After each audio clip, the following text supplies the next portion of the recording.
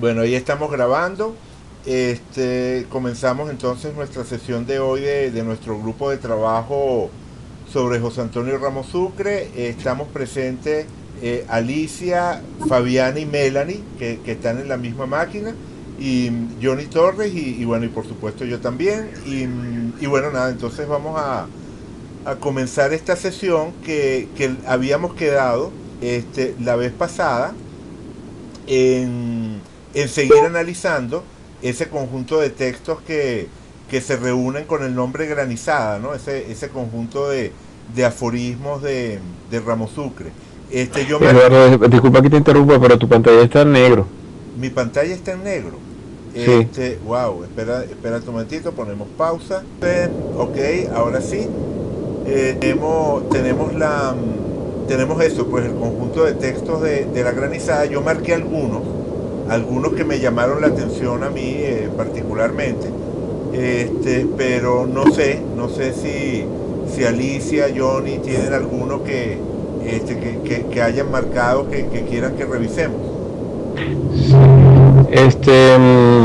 No en particular, lo que pasa es que luego me di cuenta que era inútil, de organizarlos por temas. Por ejemplo, el matrimonio hay varios, sobre la mujer hay varios, sobre Dios hay varios, pero esa división hubiese sido un poco arbitraria de mi parte, ¿no? Porque la misma frase puede interpretarse de muchísimas maneras, pues, ¿no? Entonces, eh, yo no quisiera proponer ninguna en particular, pero bueno, podemos, no sé si echarle una mirada rápida y luego decidir qué nos parece, pero yo sé que no es muy práctico, pero no sé en este momento si hay algún tema en particular que le interese a Alicia o a Fabiana, ¿no? De Bueno, tratar, ¿no? Fabiana ya nos dijo que no había tenido oportunidad de revisar el material. Ok. Alicia, ¿hay alguno que tú quieras revisar en particular? ¿Aló? ¿Estás allí, Alicia? Bueno, se oye el ventilador, ¿no? Sí. Ahora no, es que estaba el silenciador. Vale. Te decía, te preguntaba, ¿hay alguno que tú quieras revisar en particular? Pues no. Bueno, entonces vamos con lo que yo marqué. Ok, Ok, perfecto. bueno, voy a ir viendo eso, pues lo que marqué, y voy a tratar de ir haciendo referencias a la carta, ¿verdad? Como estábamos haciendo la semana pasada. Por cierto, antes de comenzar, Fabiana hizo precisamente algunos comentarios al material de la semana pasada, que los tengo por acá. ¿Se acuerdan que habíamos revisado, por ejemplo, ese de Dios como el monarca perezoso, ¿verdad? De una monarquía constitucional donde el diablo es el primer ministro, ¿no? Y Ujú. entonces ella vinculaba el tema de la monarquía con el Saturno en Leo y el Marte en casa 5, y la figura relegada y perezosa con la luna en Piscis en casa 9. En realidad yo estoy también de acuerdo con esto de vincular la idea de lo relegado y perezoso, ¿verdad? De la divinidad como algo que está relegado y que tiene eso, pues una condición de pereza, con lo que sería los aspectos negativos o la lectura negativa de esa luna Piscis en casa 9. Pero esta parte de la monarquía, o sea, o mejor dicho, esta parte de Saturno en Leo y Marte en casa 5 tendería a verlo un poco como ingredientes de ese primer ministro. Recordemos sobre todo que este Marte está en contacto con Plutón, o sea, este Marte está opuesto, si lo vemos aquí en la carta, este Marte está opuesto a esa conjunción Mercurio-Neptuno-Plutón, ¿no? Entonces creo que, o sea, no puedo decir tanto del Saturno, pero creo que si buscáramos en la carta de Ramos Sucre, alrededor de qué parte de la carta se constela la figura del dios perezoso, y, o sea, del dios como monarca perezoso, y en qué parte de la carta se constela la figura de ese primer ministro que es el diablo y tiene el poder real. Sería esta luna en Piscis la candidata natural a la parte de esa divinidad relegada y perezosa, mientras que todo el conjunto de la oposición de Marte a Mercurio, Neptuno, Plutón, y sobre todo por la presencia de Plutón y de Marte, sería la parte ejecutiva de ese primer ministro, que es el que tiene el poder real, ¿no? Pero en todo caso la asociación básica, ¿verdad? Esa de la luna en Piscis, en casa 9, totalmente de acuerdo con ella. Y la filosofía nos pone, en el caso de que la insultemos, ella la vinculaba con el Marte en Sagitario. ¿Se acuerdan que ese fue uno de esos aforismos que nos produjo un poco como de confusión? de Sí, confusión? yo no supe interpretarlo, de hecho. Sí. Tal cual, ¿no? Pero después lo estuve Hola. pensando. ¿Aló? Dime. Hola, Dime, Fabiana. no te escucho, No Eduardo. escuchas. Ok, perfecto. Ok, entonces estaba diciendo eso, que en esa otra frase, ¿verdad? Que nos había confundido, esa de la filosofía nos pone en la situación de que la insultemos. Fabiana hacía la relación con el Marte en Sagitario, que claro, cuando hablamos de este Marte en Sagitario, no lo podemos desvincular de su oposición a Mercurio, Neptuno y Plutón. O sea, es en general la tensión que hay entre este aspecto yang, masculino, afirmativo, fuerte, ¿verdad? Que es Marte, y este otro aspecto que también tiene una fuerza tremenda, porque ahí está Plutón, pero que introduce el elemento de lo intelectual vinculado a Mercurio, ¿no? ¿Se acuerdan que lo habíamos vinculado con la frase aquella de los hombres se dividen mentales y sementales? ¿Verdad? Habíamos visto eso, pues la oposición entre este Marte guerrero y este Mercurio en Géminis, que es la parte más intelectual. Bueno, efectivamente creo que sin pretender decir que comprendo bien la referencia de Ramos Sucre, porque creo que igual está el tema de que se debe estar refiriendo a alguna escuela de filosofía en particular, alguna manera de entender la filosofía, como cuando critica la sociología. Después vamos a ver esos aforismos donde habla de la sociología. También se está refiriendo a la manera de entender la sociología en esa época, principios del siglo XX. Entonces creo que para entender ese de la filosofía nos pone en el caso de que le insultemos, deberíamos conocer mejor el contexto filosófico o de escuelas filosóficas que estuviesen vigentes en esa época para poder entender bien la frase. Pero en el espíritu general de oponer la labor del filósofo como labor intelectual a esa reacción, digamos, más básica de la persona que la ataca o que reacciona insultándola, creo que efectivamente allí estaría la oposición Mercurio-Marte. Vale. Entonces tenemos que en ese de la filosofía nos pone, en el caso de que le insultemos, creo que definitivamente la tensión Marte-Mercurio estaría allí también. Y el otro comentario que hacía Fabiana era que para ella, a ver cómo lo escribe ella, para mí hay realmente una asociación de Sucre de la figura del dios tradicional con su tío, y por eso se refiere a Dios como se podría referir a su tío. Yo estoy totalmente de acuerdo con eso. Esto muy, muy inteligente la observación, de verdad que sí, yo estoy de acuerdo también. ¿Verdad? Exactamente, me parece eso, bien precisa, bien aguda. Ok, entonces ahora sí vamos con estas acá. Entonces, como decía, simplemente marqué algunas, o sea, en todas nos podemos detener, pero marqué las que me llamaron la atención. particularmente. O sea, primero esta. A ver, ¿esta es la primera? Sí, esta es la primera. Ajá, primero esta. El derecho y el arte son una enmienda del hombre a la realidad. Eduardo, disculpa, pero lo que se ve es la carta, se ve el texto. ¿No se ve el texto? No. A ver, vamos a ver qué pasa allí. Vale, seguimos. Ujú.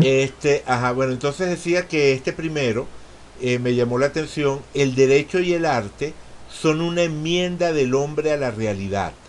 O sea, ¿por qué me llamó la atención este? Porque otra variante más de algo que hemos revisado en Ramos Sucre, que es el tema de la visión pesimista de la realidad.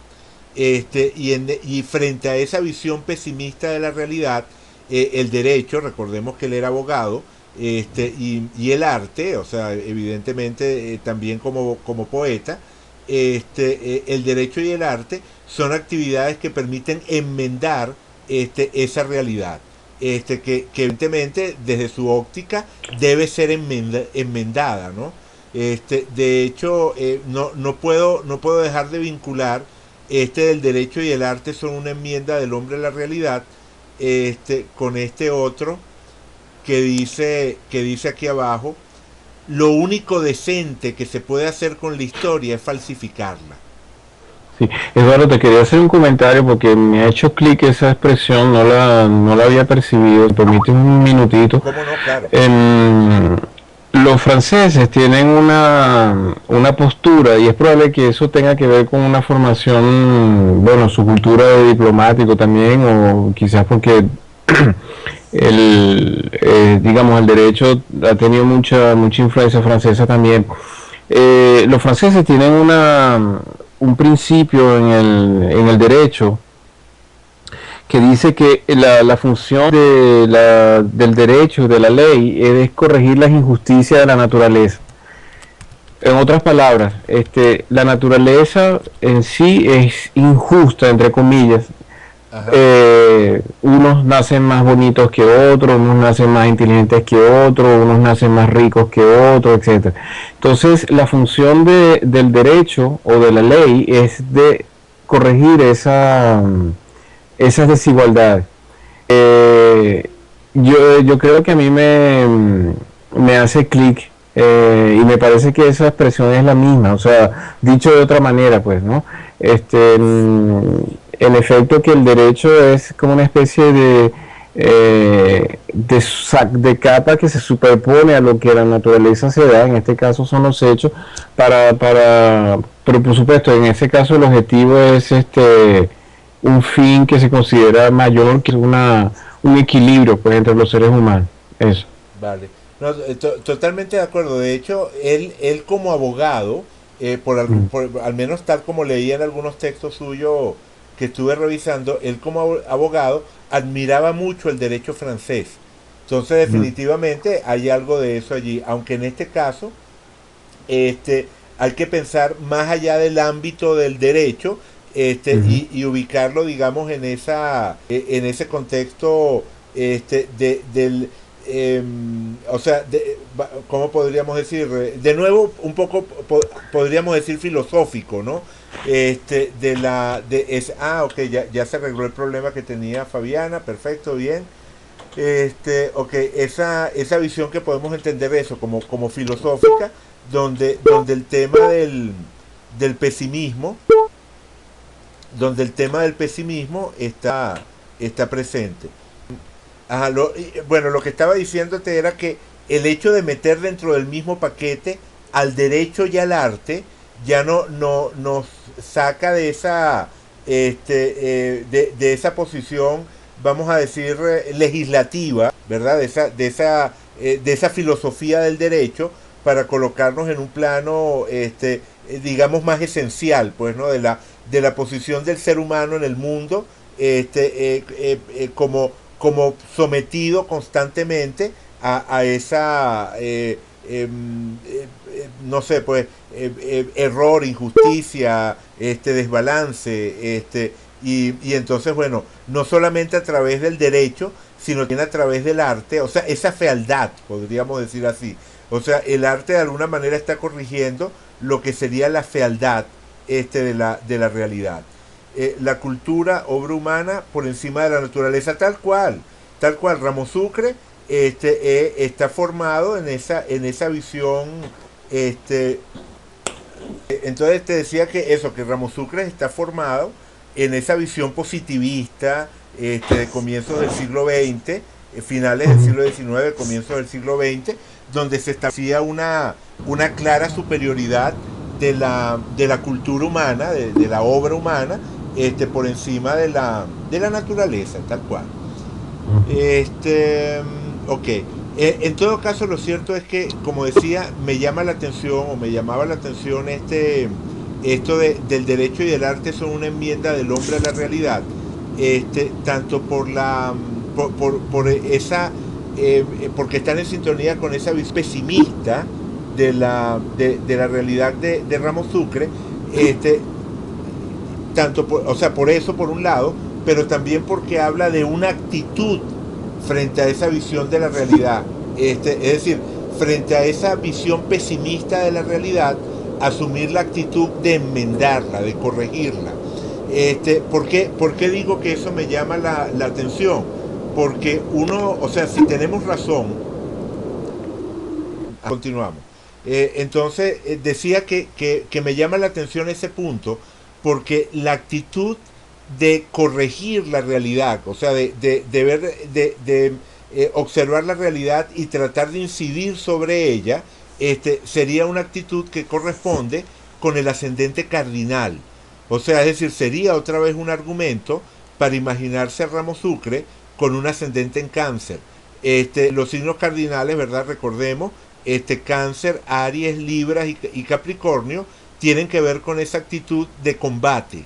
Entonces, uno podría pensar que Ramos Sucre no combate, ¿verdad? Que Ramos Sucre se retrae de la realidad desde el momento en el que es un artista y se refugia en el arte y todo aquello, pero si ponemos eso a la luz de esa concepción en la que el arte es una de las formas en las que el hombre está enmendando la realidad, entonces se consigue una lectura diferente de esa vocación artística de Ramos Sucre, o de la manera en la que él mismo podía entender su inmersión en el tema del arte.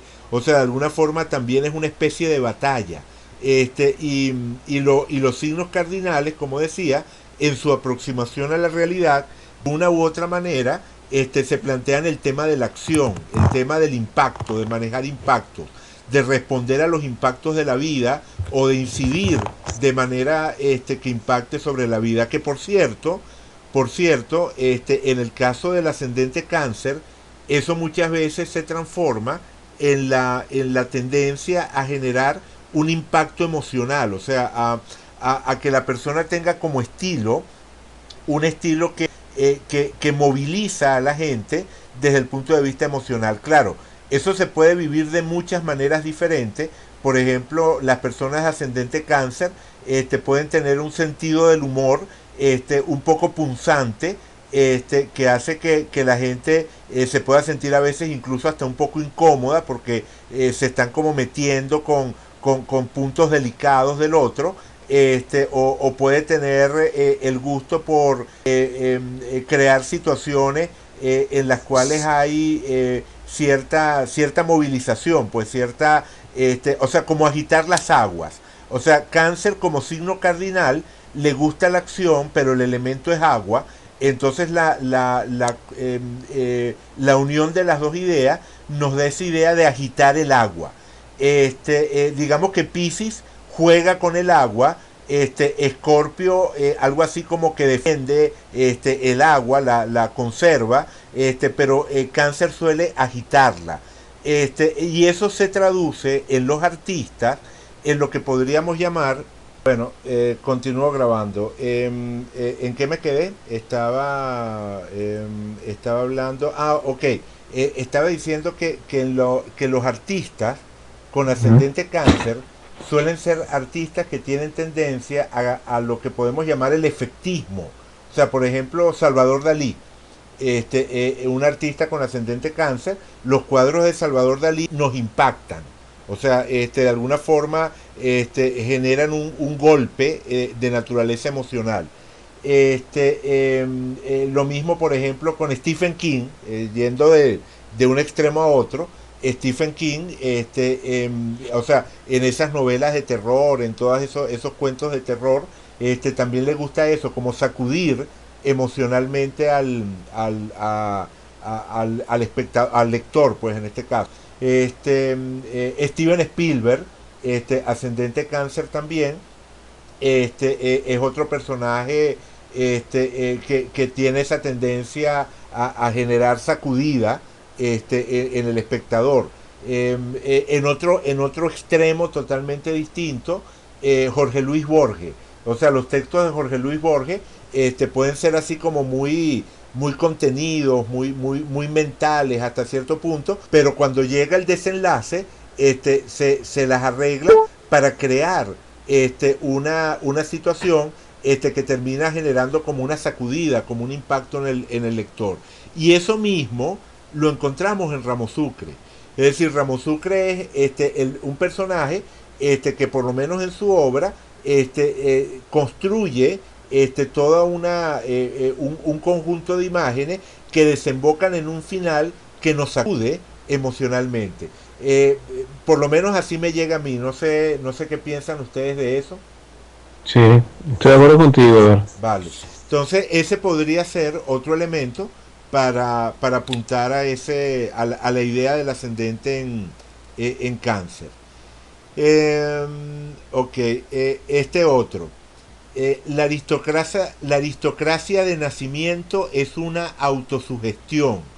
Por eso nadie cree en el linaje de otro. Digamos que hay o sea, dentro del conjunto de aforismos de Ramo Sucre, es verdad que no es que todos los aforismos vayan en esa dirección, pero hay que ver la enorme cantidad de estos aforismos, o sea, teniendo en cuenta que estos aforismos podrían tratarse de cualquier cosa.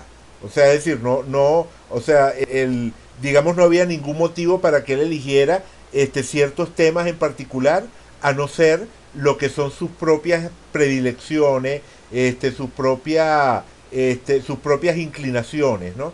Entonces, todo lo que tiene que ver con la familia, el pasado, la memoria, el linaje, la historia, o sea, todas esas referencias que están de alguna manera remontándose en el tiempo, son referencias que astrológicamente hablando las estaríamos vinculando con Cáncer, la casa 4 y la luna. O sea, todos esos son temas que desde el punto de vista astrológico tendríamos que vincularlo a la casa 4 como casa, al signo de Cáncer como signo y a la luna como planeta. Entonces, que tenga ascendente Cáncer es una de las cosas que por lo menos a mí me ayudaría a entender la predominancia que tiene, o sea, la recurrencia pues que tienen los temas relacionados con el pasado, con la memoria, con el linaje, con la historia, en estos aforismos de Ramo Sucre.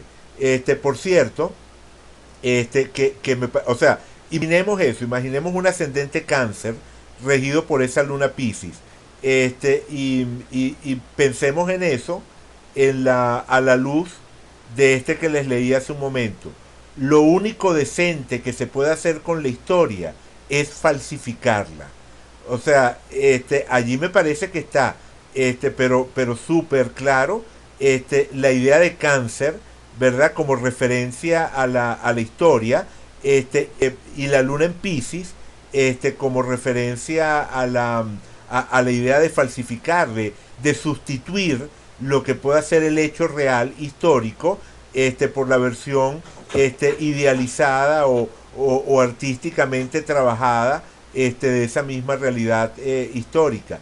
Entonces, que ese signo de Cáncer, regido por esa luna Piscis, fuese protagónico en su carta, me parece de nuevo algo consistente. Claro, que fuese protagónico no necesariamente significaría un ascendente Cáncer, bastaría con que fuese angular, es decir, que Cáncer estuviese en el ascendente, en el fondo de cielo, en el descendente o en el medio cielo.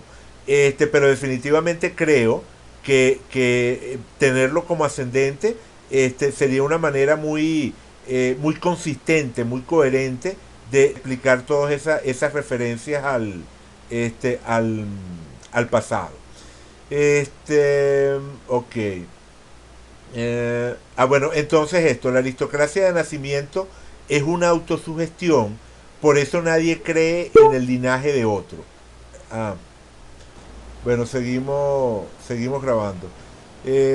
Bueno, esto de la aristocracia de nacimiento es una autosugestión, por eso nadie cree en el linaje de otro, ¿verdad? O sea, digamos que aquí hay también esa idea de la desconfianza entre los seres humanos, ¿no? El tema de no creer en el linaje de otro, sugiere también ese tema de desconfianza en el prójimo. Por ejemplo, esto que dice por aquí, es superfluo hablar mal de la gente. O sea, es superfluo hablar mal de la gente, sugiere precisamente esa idea de que continuamos. Bueno, esto de que es superfluo hablar mal de la gente, o sea, es algo así como afirmar que todo lo que digamos de la gente, o sea, todo lo malo que podamos hablar de la gente, hay que darlo como por hecho. O sea, es un poco como una variante de aquello de piensa mal y acertarás. O sea, esa idea de la desconfianza, pues, en el prójimo. Eduardo, hay un aspecto que, digamos, eso lo que te está diciendo puede ser cierto desde el punto de vista de un análisis astrológico. Sin embargo, yo quise hacer un comentario sobre... Vale. Sí. O sea, y ahorita te doy la palabra, pero simplemente para que no se quede en el tintero, y él colocaría también en conexión con este otro de aquí abajo, de la aristocracia no se da en la especie humana. O sea, esto de la... ¿dónde dice? De la aristocracia de nacimiento es una autosugestión, por eso nadie cree en el linaje de otro.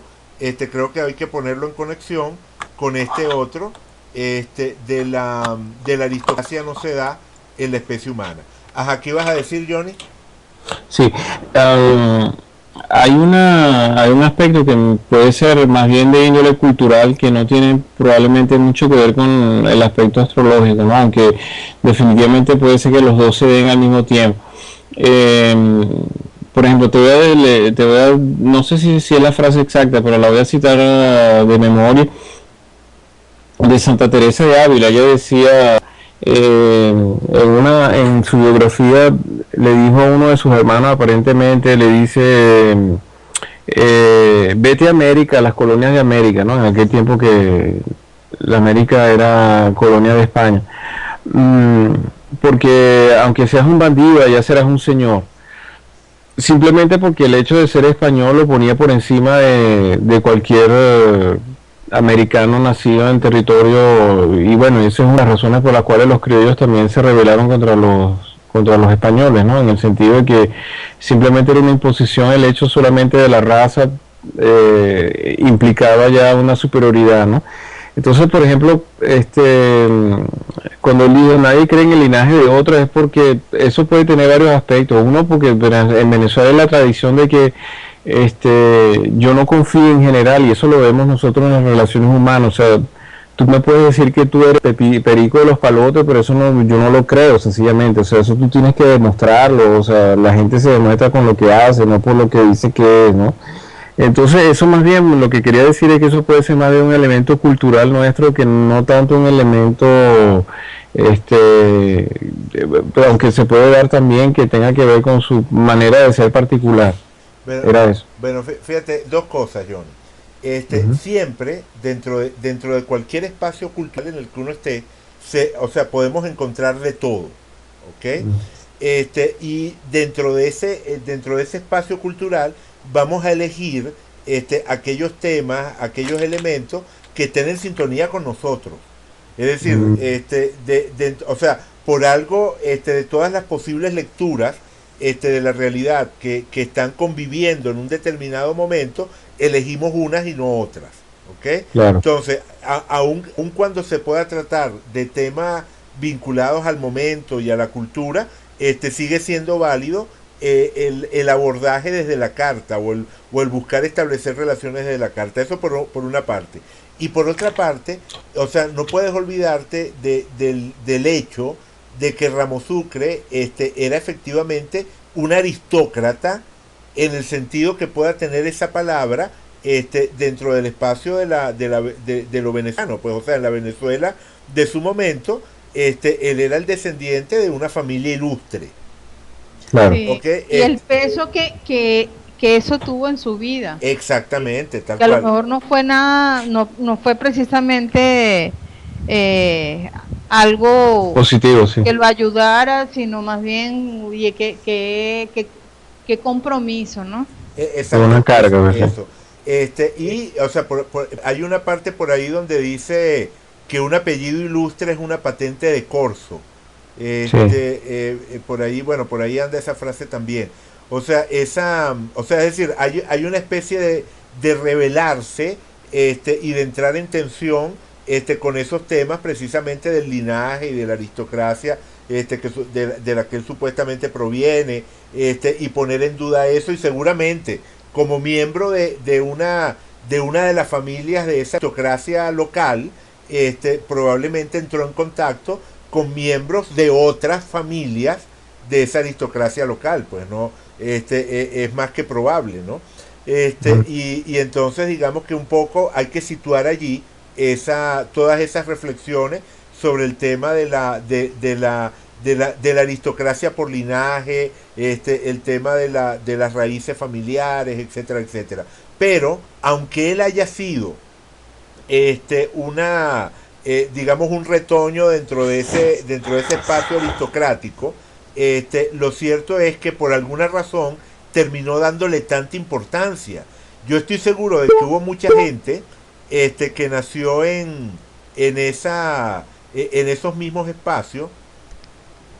Bueno, retomando el hilo, lo que quería decir era que para él, ese tema de pertenecer a una familia aristocrática que tiene un pasado, que tiene una tradición, fue algo importante. Pero yo estoy seguro de que eso no fue así, o sea, que eso no era así para todo el mundo que provenía de esas mismas familias, de esas mismas tradiciones. Es decir, tendríamos que encontrar algo dentro de la carta de Ramo Sucre que haga que ese vínculo con el pasado, que ese vínculo con lo que sería el tema del origen, sea particularmente llamativo o pase a estar en primer plano. Y definitivamente una manera de entender eso sería el ascendente en Cáncer, que además el ascendente en Cáncer, tal como lo hemos ubicado, tiene una ganancia adicional, que es que si observamos la casa 4, que sería la casa asociada también a esos temas del pasado, de la memoria, del origen, tendríamos la cúspide de la casa 4 en Virgo.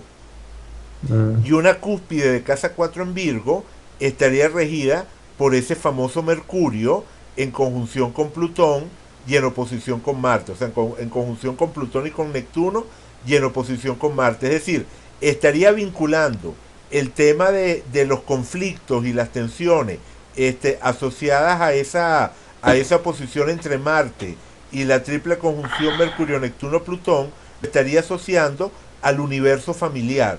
Y como manera de relacionarse con el mundo, como manera de observar el mundo, le estaría dando importancia también a esos temas. Entonces, esto permitiría entender ese peso, esa importancia y todas esas reflexiones que construye alrededor del tema del origen y de la memoria.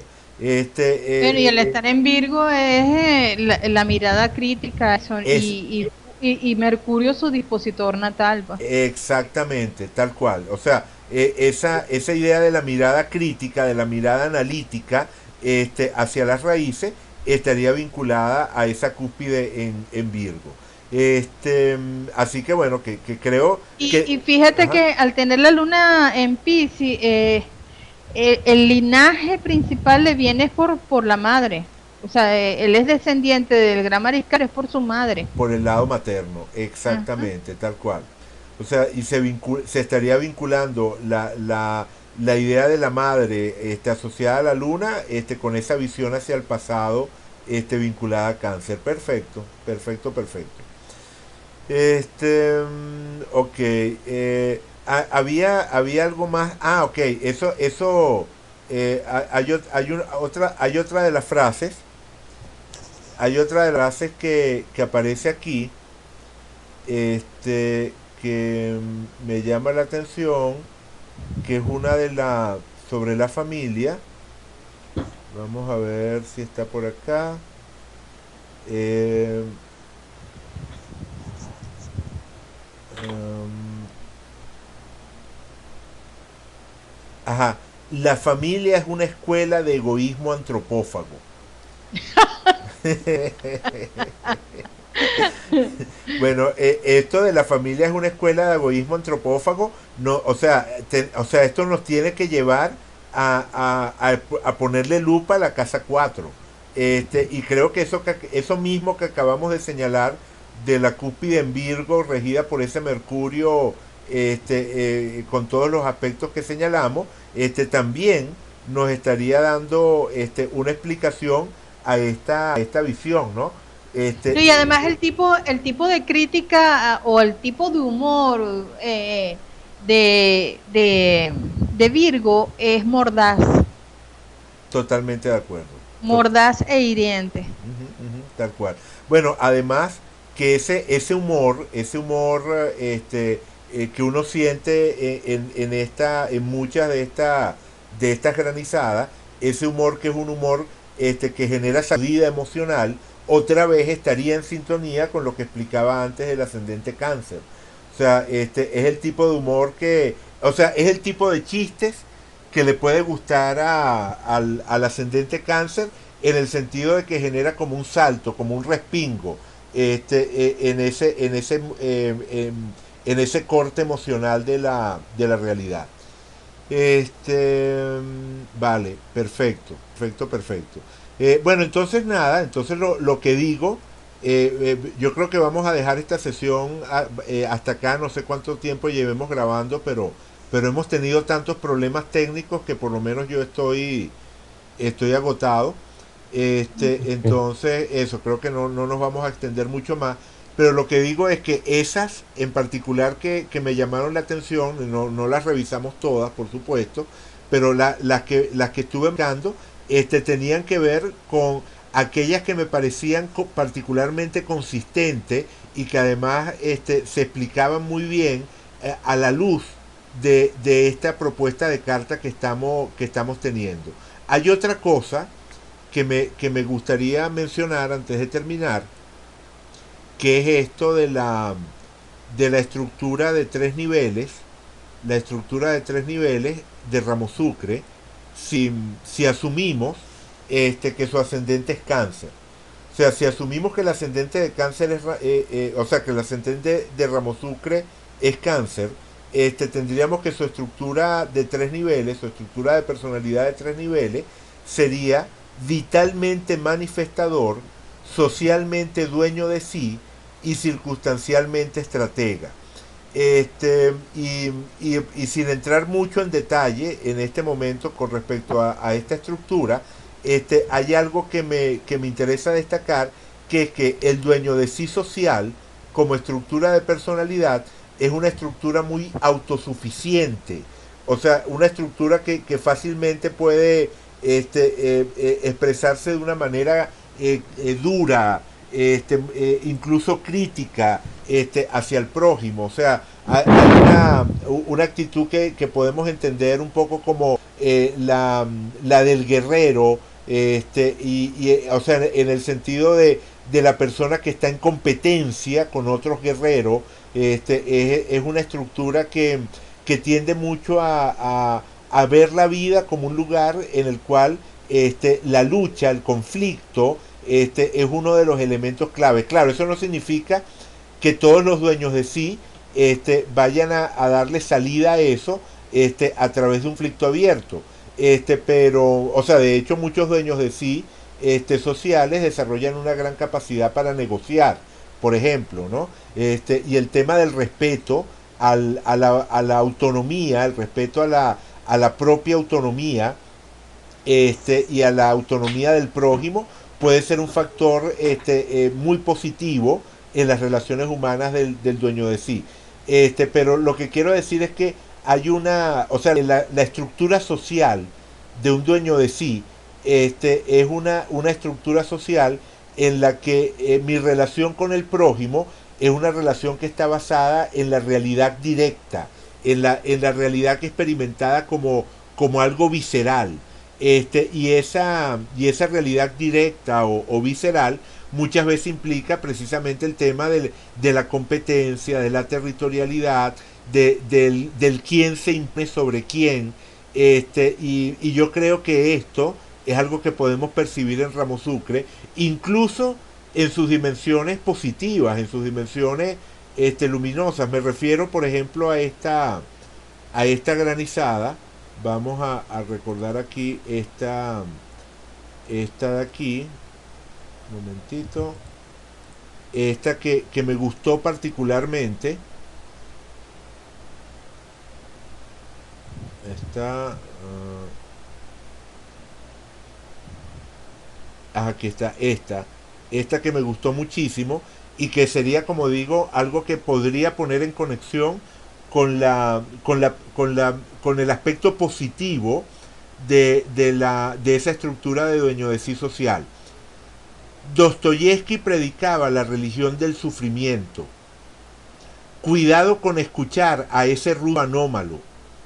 Fundemos por fin la religión de la dignidad humana, una religión inteligible y barata, sin clero ni altar. Para mí esta es un pensamiento que está apuntando a lo mejor que uno puede esperar de esa estructura de dueño de sí social, que es precisamente ese respeto, ¿verdad? Ese respeto a la dignidad humana como punto de partida, y que podemos encontrar otra vez aquí abajo. De hecho lo marqué en otro color porque me pareció particularmente bueno, que otra vez está en esa misma sintonía, que es: puede concebirse una moral naturalista fundada en el instinto de conservación. No se trata aquí de un instinto de conservación feral, o sea, salvaje, ¿no? No se trata de un instinto de conservación feral, sino de un instinto de conservación humano, convertido al culto de la dignidad propia y al respeto de la ajena. No sé si me explico con lo que quiero decir. Sí, sí, claro. Vale, bueno, eso me gustó, o sea, porque esas frases en particular me parecieron, como decía, particularmente consistentes con lo que sería la estructura de tres niveles si tenemos un ascendente en un signo cardinal, en particular en Cáncer. Y bueno, nada, yo lo dejaría hasta acá. No sé si quieren hacer algún comentario antes de cerrar. No. Comentario, pregunta, algo que se esté quedando en el Sí, tintero. bueno, una pregunta sí tendría, Eduardo.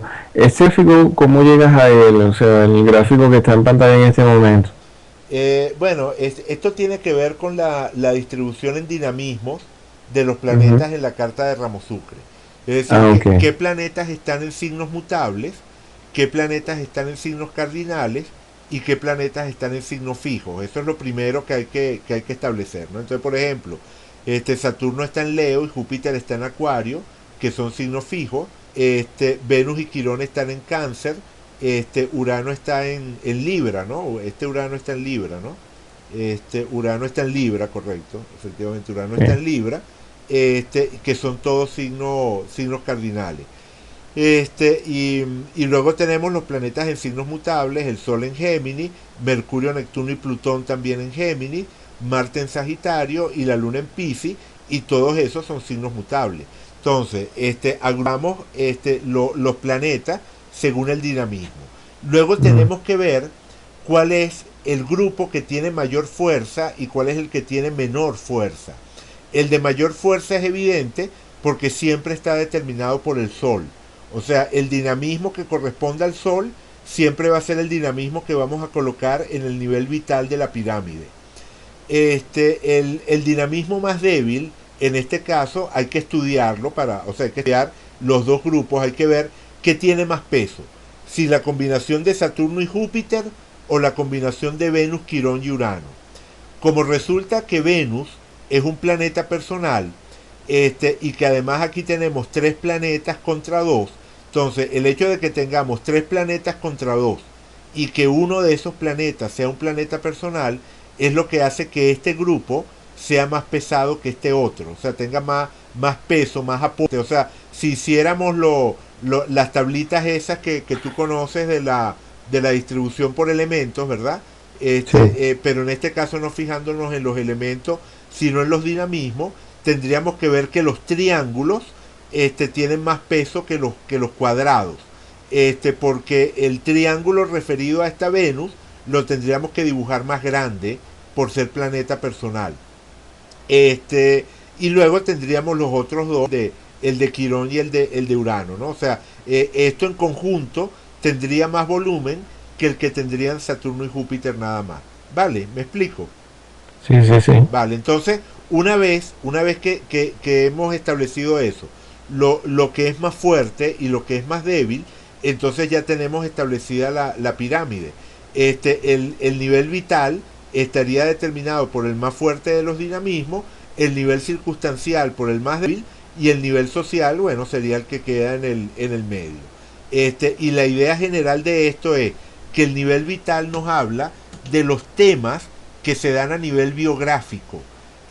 Biográficamente hablando, Ramo Sucre sería una persona cuya vida estaba orientada a manifestar a través de sus acciones, a través de la vida que construía, su mundo afectivo.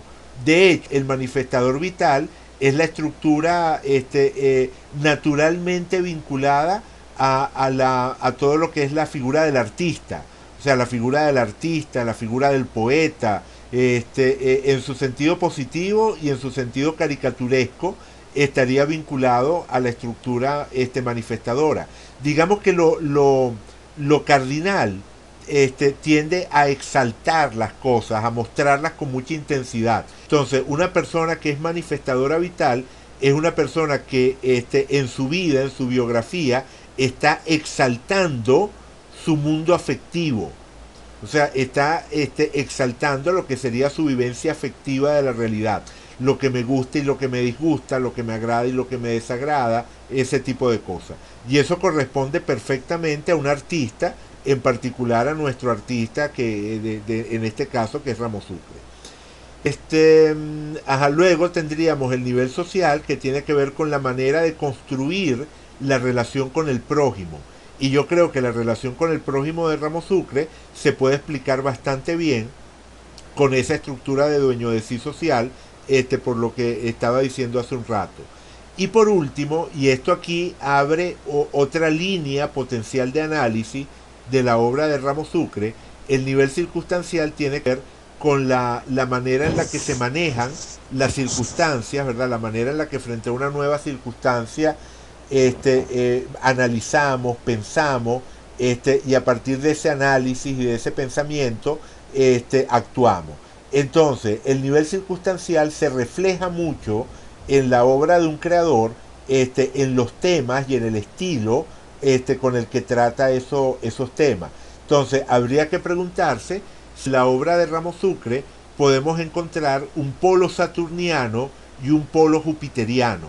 Es decir, si las voces poéticas de Ramo Sucre pueden ser de alguna forma analizadas en función de esas dos categorías, y de las tensiones entre ellas, el aspecto de Júpiter y el aspecto de Saturno. Sin haberlo analizado en detalle, yo creo que por lo menos hay algunas cosas que me parecen consistentes con esa idea y por supuesto habría que buscar los correspondientes textos para apuntalarlo, pero sí creo que podemos entender una parte que sería la estructura, el límite, y otro que sería el afán de expansión que entra en tensión con esa estructura y ese límite.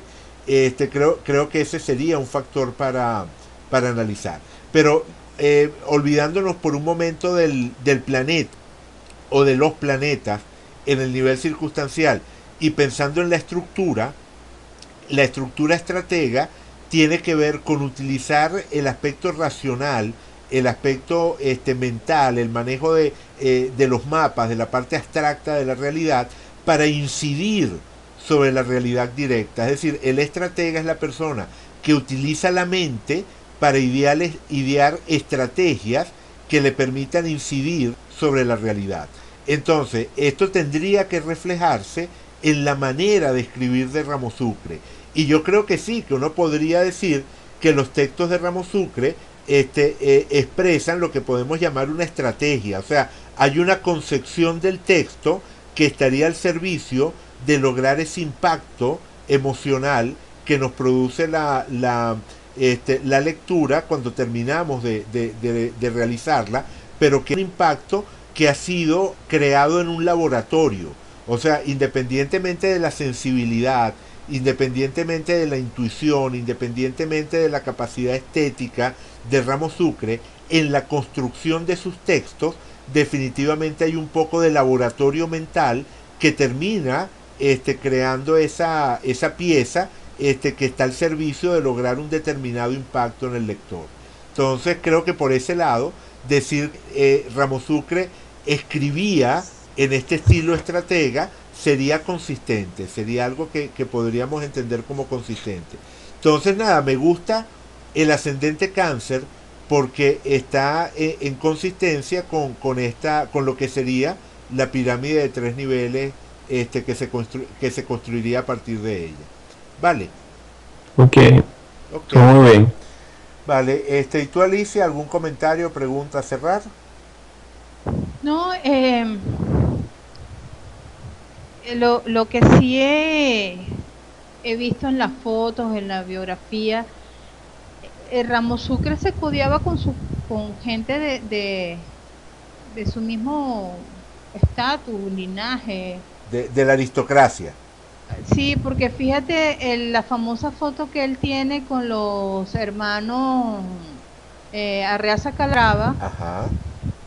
pues ellos son Otra también. esa, como decir, de la más rancia godarria de, de Aragua, Barcelona, ¿no? Ujú, tal cual. Y ¿quién escogió él? ¿Cuál fue el amor platónico de su vida, de la cual estuvo confesamente enamorado? De Carmelena de las Casas, que era la mujer más bella de Caracas, y Vale. que era ella una, una miembro de una familia de clase alta, pues. Sí, o sea, otra vez el tema de lo aristocrático, ¿no? Definitivamente. Sí, Ajá. no, eso totalmente de acuerdo. O sea, Ramo Sucre en su vida, en su biografía, es inseparable de ese tema de la aristocracia local. Y definitivamente dio importancia. O sea, para él eso fue algo importante. Para bien o para mal, era algo que lo marcaba. Y eso, por ejemplo, imaginándonos un Ramo Sucre con ascendente Acuario, sería más difícil imaginarse algo por ese estilo, ¿no? En cambio, el ascendente Cáncer sería muy consistente con esa valoración, ¿no? O sea que creo que por ese Sí, lado vamos bien. porque la figura femenina ahí está relacionada con lo que representa la luna en Piscis, ¿no? Exactamente, tal cual. O sea, otra vez esa imagen de lo femenino vinculado al pasado, vinculado al linaje, ¿no? Sí. Totalmente de Que, acuerdo. que, que es lo parecido a a su mamá, pues. Exactamente. Vale. Bueno, nada, entonces lo dejamos hasta acá por hoy. Ok. Sí. Ok, vale, lo dejamos hasta acá.